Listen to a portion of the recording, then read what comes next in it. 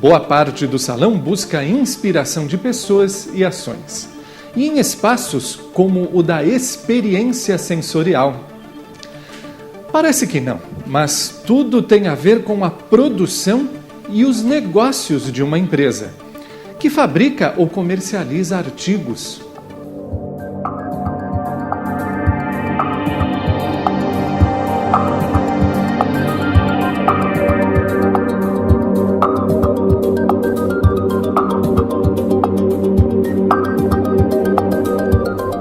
Mais de 100 empresas do segmento de calçados, couro e acessórios participam do evento. A expectativa é de que 3.000 visitantes possam inovar suas futuras coleções que chegarão às lojas e aos consumidores finais. Mas o que é essa tal experiência sensorial? Nós fazemos questão que as pessoas se sintam muito livres, né?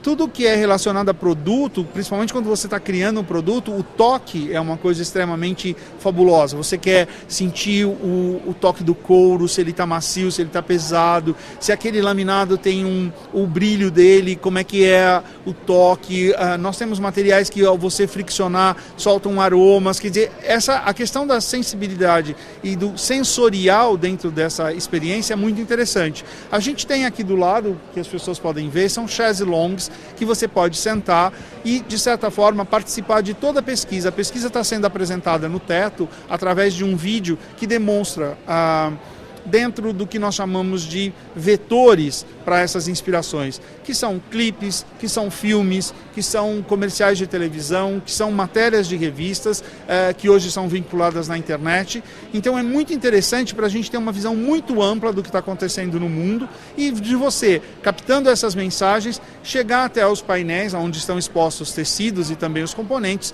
e descobrir através do tocar, do sentir, de todas essas percepções que nós temos como consumidores.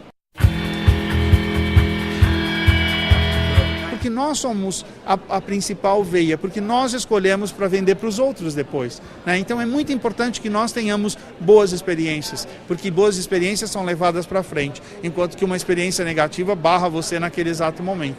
Então tocar, sentir, manusear, ver, é muito importante isso para toda a parte do processo criativo. E aqui a gente está recebendo hoje as maiores indústrias do setor coureiro calçadista. Então esses estilistas, esses designers precisam ter essa liberdade e essa manipulação de todos os materiais para se sentirem confortáveis, felizes e prontos para trabalharem nesses materiais para o verão de 2012, que vai estar nas lojas a partir de março, tem que fazer uma conta agora. A gente vai estar a partir de outubro, final de setembro, outubro nas nossas lojas. Então tem bastante tempo ainda para serem manuseados e trabalhados. Este trabalho que mexe com os sentidos influencia os visitantes. Estimula a indústria e o varejo para a ascensão no comércio nacional e internacional. Hoje a gente tem vários fatores, esses fatores são extremamente importantes na definição do que um produto vai ser sucesso ou não, né? De como nós vamos olhar para isso. A gente divide o Fórum de Inspirações de uma forma muito peculiar, muito interessante. Nós criamos uma pirâmide para fazer um estudo de metodologia, como é que nós iríamos trabalhar. Nós temos 120 empresas dentro desse projeto que trabalham desde prego, que eu diria para você que é uma commodity, porque realmente não muda, dentro da indústria do calçado tem vários tamanhos, aquela coisa que a gente conhece.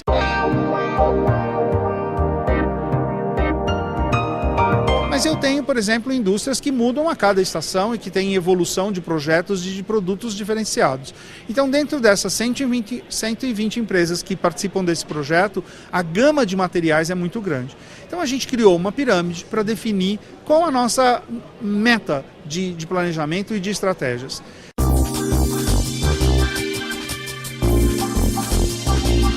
Nós dividimos o topo da pirâmide, aquilo que a gente chama de a pontinha da pirâmide, como se fosse a vitrine dessas empresas. Então 10% a gente chama, e nós contactamos com isso a experimentação.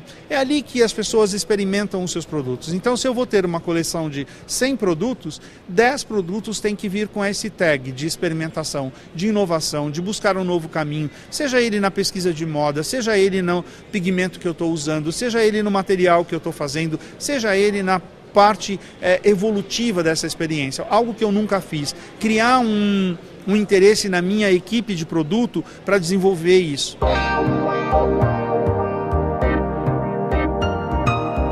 É lógico que logo abaixo, nos 30%, nós vamos pegar de uma estação para outra, ou dessa mesma estação, essa experimentação que deu certa, e vamos começar a trabalhar o processo industrial. Como é que nós podemos criar isso já numa escala industrial, onde ela saia do nosso laboratório, saia da ideia de uma peça piloto, para se transformar, de certa forma, em um produto.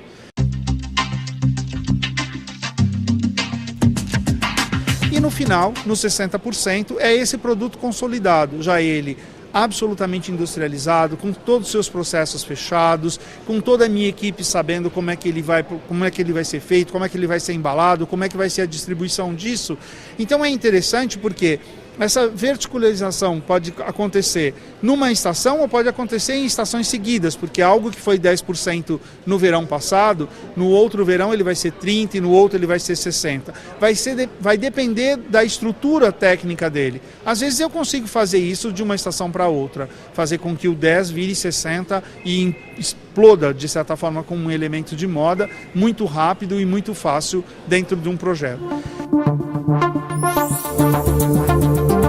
O que é muito interessante em moda, quando a gente fala de comportamento, parece que é tudo muito utópico, muito intangível, mas na realidade dá para você prever e para você seguir um caminho muito correto, lógico, voltando a tocar nesse ponto que eu acho extremamente importante, planejando e criando estratégias para que você usufrua dessas experiências tecnicamente e faça disso que a sua empresa tenha lucro com isso. Dá para imaginar também a rentabilidade? Dá, porque na realidade, nesses processos, quando a gente está desenvolvendo alguma coisa, você já começa a prever dentro da própria história, do próprio histórico da sua empresa, diante da sua equipe de... Nós trabalhamos aqui com micro, médias, pequenas, médias e grandes empresas. Então, tem algumas empresas que a gente consegue perceber na apresentação da nossa... do que eu chamo das nossas apostas, daquilo que a gente acredita que vai ser a próxima estação, a gente não apresenta só para a equipe de design, a gente apresenta isso muitas vezes para o marketing, nós apresentamos isso para a equipe de vendas, nós trabalhamos com, às vezes, 15 pessoas que são ligadas a toda a parte de produto, que não é só a concepção, mas até a venda desse produto.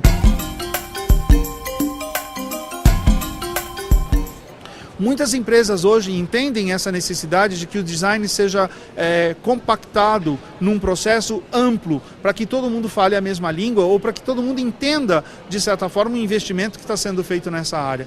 Isso vai acarretar uma coisa que eu considero muito importante na indústria brasileira, que é a questão da originalidade.